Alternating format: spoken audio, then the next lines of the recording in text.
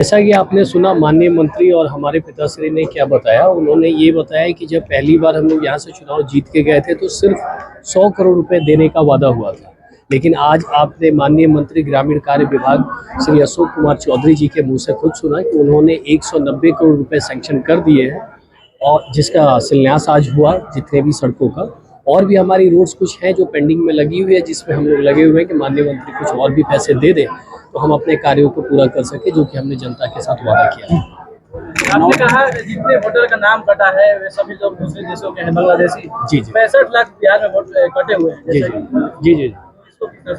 इसको इस तरह से देखा जाता है कि माननीय सुप्रीम कोर्ट ने भी आपको एक नियम बना के बताया है कि आप आधार कार्ड के थ्रू अपने नाम को एक बार ट्राई करके देखिए।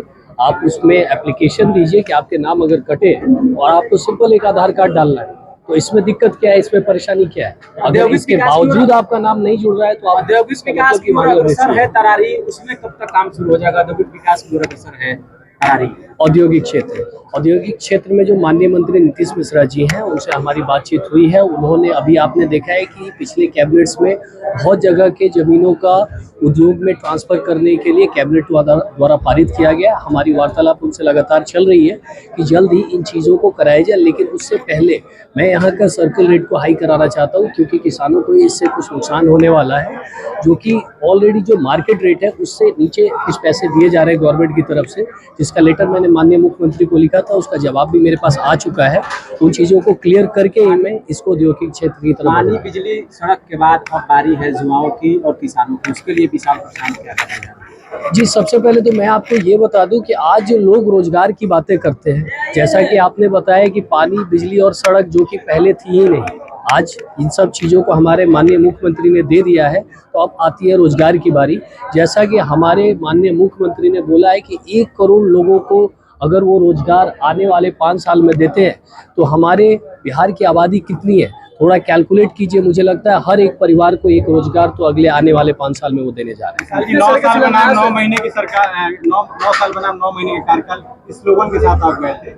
आप अपने से कितने सेटिस्फाइड हैं? हर मंत्री ने कहा कि विशाल किसान रोजाना सचिवालय के गलियारे में दिखते हैं। कितनी मेहनत करनी पड़ी एक साल 80 योजनाओं को लाने के लिए? देखिए, मैं बिल्कुल भी संतुष्ट नहीं हूँ। जिस हिसाब से मैंने योजनाएं सोची थी, जिस हिसाब से मैं वर्क लेके आगे बढ़ा था, मेरे पास समय की काफ़ी कमी हुई, जिसमें 1 महीना सत्र चला, 3 महीने बारिश का सीज़न रहा, मैं जनता से भी नहीं पूरी तरह मिल पाया, इसमें शादियों का भी सीज़न था, लोगों से नहीं मिल पाया। मैं अपने से अभी तक जिन चीज़ों को मैंने सोचा था पूरी तरह कंप्लीट नहीं कर पाया हूँ, लेकिन जितना भी हमने कहा था कि 9 साल में जो नहीं हुआ वो हम 9 महीने में करेंगे, उस स्लोगन से हम आगे निकल चुके हैं। कितने साल के शिलान्यास हो चुके हैं? आपका टारगेट कब तक जो है पूरा होने का?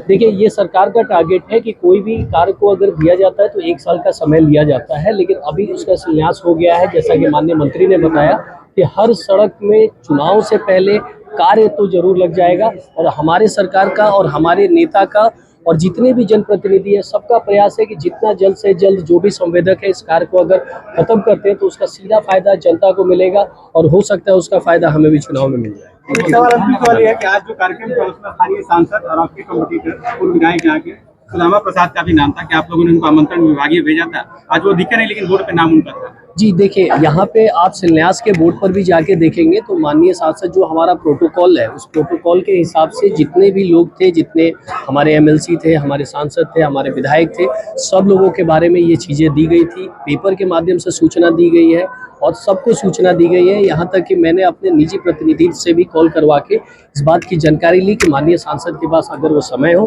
तो वो यहाँ पे आ सकते हैं, लेकिन उन वहाँ पे कहीं कुछ परेशानी थी जहाँ पे वो गए हुए थे, उन्होंने यहाँ आने में असमर्थता जाहिर की, जो कि मेरे निजी प्रतिनिधि ने मुझे बताया। तो बस यही है चीज़।